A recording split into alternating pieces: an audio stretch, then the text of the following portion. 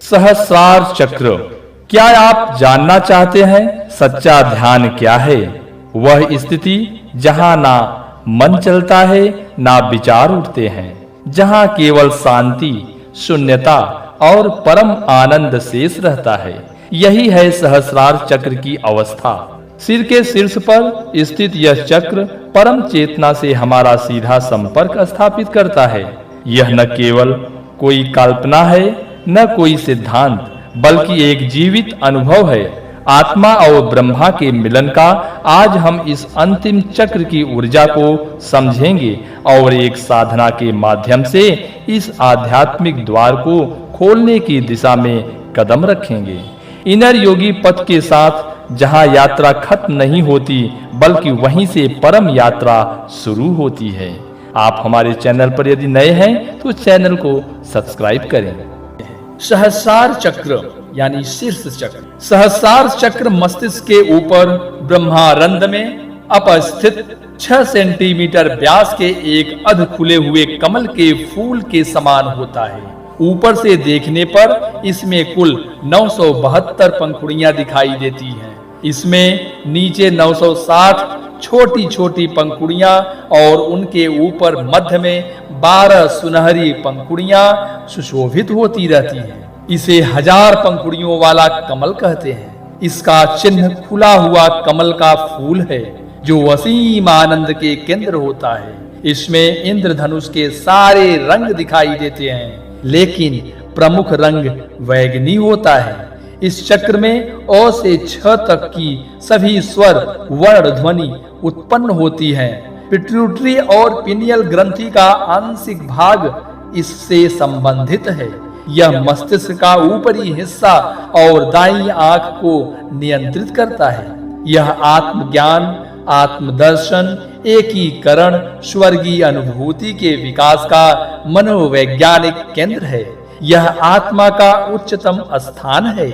इस चक्र को देखकर व्यक्ति के स्वभाव और चरित्र का अनुमान लगाया जा सकता है।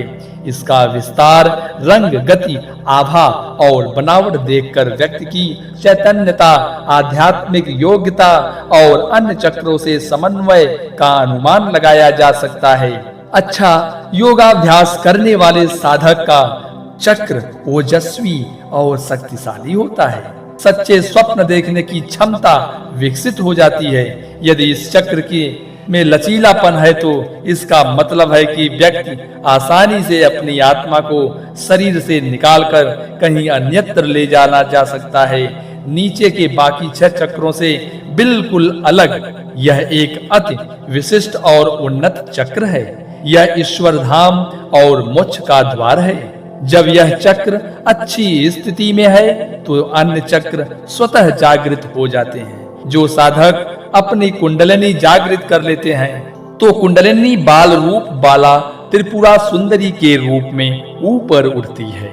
थोड़ा और ऊपर पहुंचने पर वह यौवन को प्राप्त कर राज राजेश्वरी का रूप धरती है और सहस्रार चक्र तक वह संपूर्ण स्त्री ललितांबिका का रूप धर लेती है।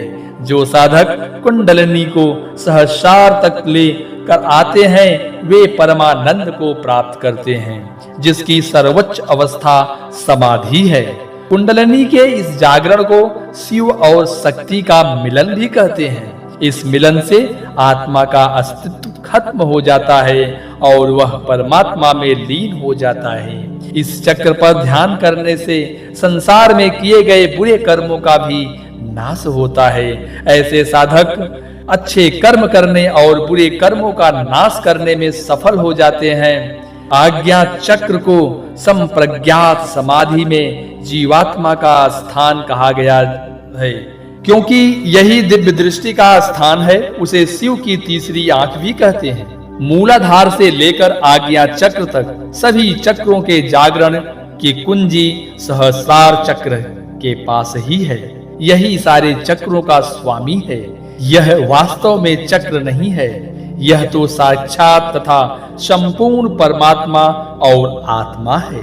जो व्यक्ति सहस्रार चक्र का जागरण करने में सफल हो जाते हैं वे जीवन मृत्यु पर नियंत्रण कर लेते हैं। सभी लोगों में अंतिम 2 चक्र सोई हुई अवस्था में रहते हैं। अतः इस चक्र का जागरण सभी के वश में नहीं होता है।